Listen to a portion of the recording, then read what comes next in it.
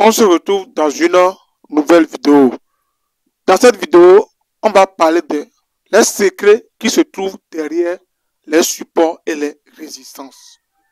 On ne va pas parler dans cette vidéo les notions basiques que tout le monde connaît sur les supports et les résistances, mais j'aimerais mettre un point sur quelques points essentiels sur les niveaux de support et les niveaux de résistance. Dans mon exemple ici, je prends le marché que j'aime beaucoup, la volatilité 75, et le marché qui constitue, comment je dirais même, un obstacle pour beaucoup de personnes aujourd'hui. Parce que beaucoup de personnes se disent que volatilité 75 ou bien V75 est volatile, il n'arrive pas à bien cerner les mouvements. Vous devez savoir que premièrement, la volatilité 75 ne fait rien de nouveau. V75 ne fait que répéter chaque mouvement. V75 ne fait que répéter les mêmes mouvements. Donc, si vous arrivez à trader une fois certains patterns sur V75, vous allez savoir que tout ce que beaucoup de personnes disent V75, qu'il est manipulé, qu'il est volatile, vous allez trouver ça que c'est facile.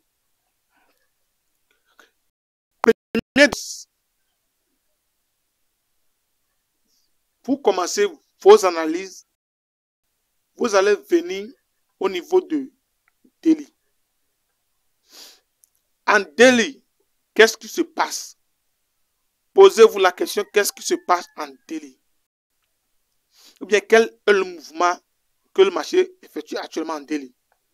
On peut remarquer que le marché depuis est dans une tendance haussière. Autrement dit, le marché est dans une phase haussière. Ce qui veut dire que tous les bails qu'on prendra, ça nous stipulera que nous sommes dans la tendance. Et tous les sels qu'on va prendre dans les petits time frames, ça va nous stipuler que nous sommes dans un retracement. Mais les niveaux que nous on va tracer, on va le faire en H4. En H4, qu'est-ce que vous allez vous demander? En 4, vous allez vous poser la question. Où est-ce que le marché me donne assez d'informations? Autrement dit, où est-ce que j'ai un niveau de support ou bien j'ai un niveau de résistance?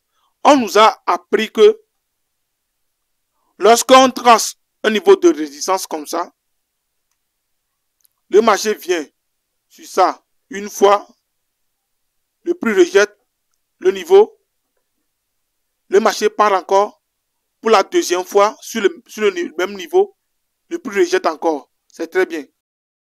La marché va se effectuer au niveau du troisième ici. Il nous dit que quoi? Lorsque le marché va revenir encore troisième fois, on va se positionner pour vendre. Mais vous devez savoir que tout ce qui est clair sur le marché, c'est ça la manipulation. Parce que beaucoup de personnes ont déjà vu ce niveau avant toi.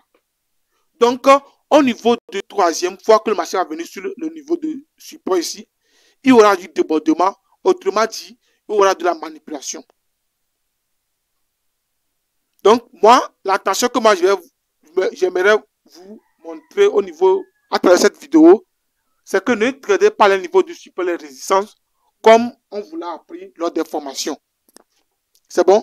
Lorsque vous voyez que le prix vient sur un niveau première fois, deuxième fois, à la troisième fois, cherchez un débordement avant de prendre le marché ou bien attendez la manipulation autour de cette zone dans la position.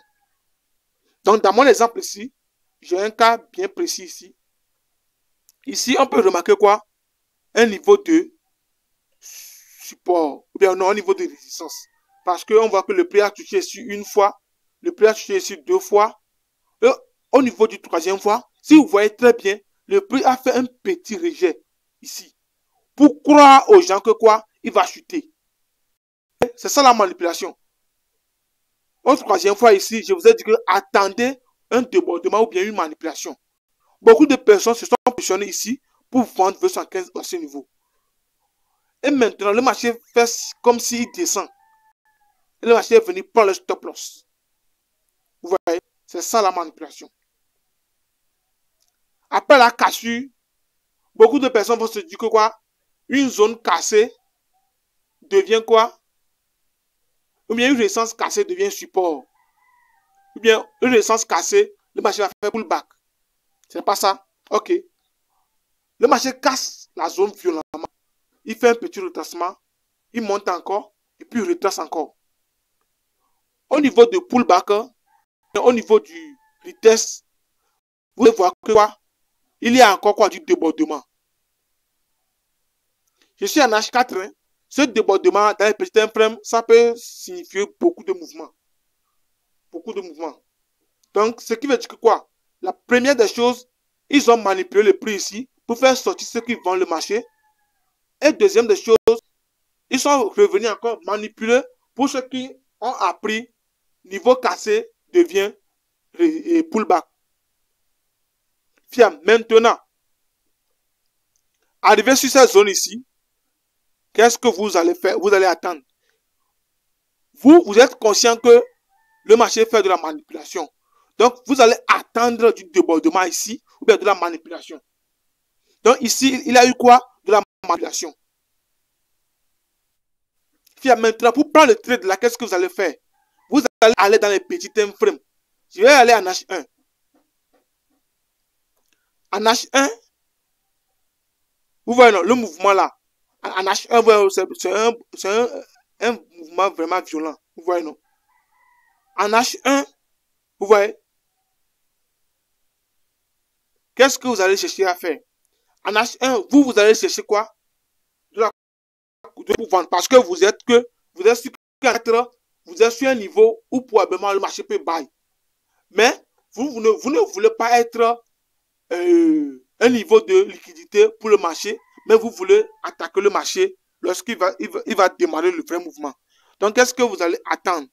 En H1, pour ceux qui trade avec le niveau de liquidité, ici, le marché a fait quoi? Une prise de liquidité. Ici. Le marché a fait quoi? Une prise de liquidité de quoi? De ce previous day high ici. Donc, vous allez attendre la confirmation. Après cet avalement, vous pouvez prendre votre mouvement ici, au calme, ici. Vous pouvez prendre votre position de buy ici. Tranquille. Mais pour ceux qui ne maîtrisent pas le niveau de liquidité, qu'est-ce que vous allez attendre? Vous allez ici, on peut remarquer quoi? Un niveau de support oblique. Ici, vous allez attendre qu'à la cassure de cette support oblique qui se trouve ici. Après confirmation, vous aussi pouvez prendre votre trade. Mais si je m'avais encore des petits time frames, vous allez avoir que quoi? Il y aura encore de la confirmation là-bas.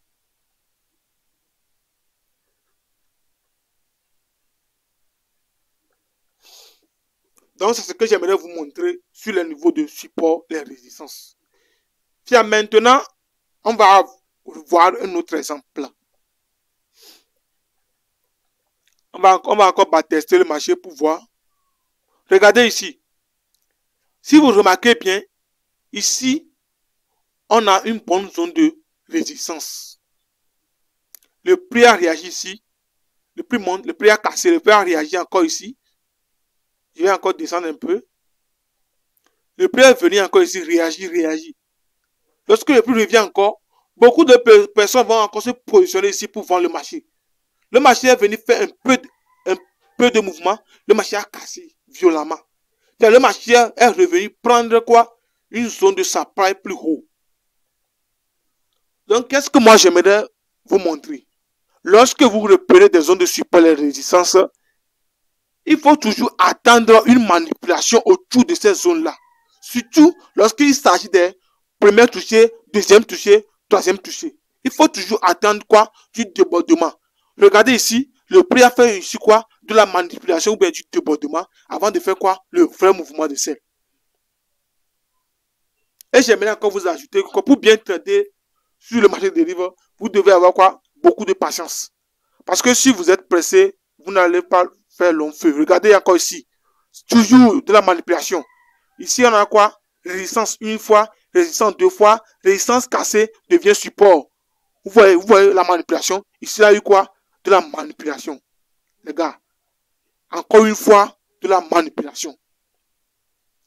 Beaucoup ont placé déjà les buy limites ici. Hein. Ils sont déjà venus ici. Ils ont placé quoi? Buy limite ici.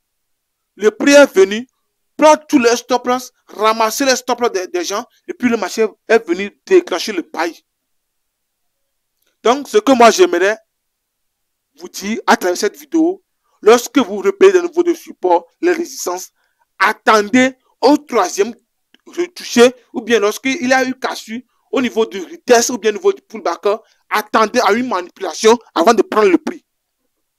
Si le marché ne manipule pas, vous devez savoir que le trade que vous êtes en train de prendre là, peut-être qu'il va s'agir de la manipulation.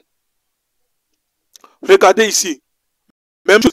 Ici, si vous voyez très bien, depuis fort longtemps, on a une bonne zone de support. Que le marché réagit très bien. Vous voyez, non? Support une fois, support deux fois, support trois fois, support quatre fois, support cinq fois. Et ici, beaucoup de personnes vont se positionner encore ici pour acheter. Mais vous devez savoir qu'une fois que le marché teste plusieurs fois une zone, cette zone a beaucoup de chances de se casser. Ou bien cette zone a beaucoup de chances de se manipuler. Et regardez ici, on a eu quoi? De la manipulation avant le buy. Mes chers amis, si vous voulez vraiment réussir avec les notions de support et de résistance, vous devez être vigilant sur le marché. On revient ici. On remarque quoi encore ici? On remarque quoi? Une zone de résistance. Résistance une fois ici. Résistance deux fois. Mais le prix a réagi un peu. Le prix a cassé. Résistance cassée devient support. Vous voyez la manipulation. Encore une fois, on a eu quoi? Du débordement avant le vrai mouvement. Sans manipulation, il n'y a pas de prix. Vous devez savoir que lorsque vous prenez vos positions sur le marché, demandez-vous toujours cette question. Est-ce que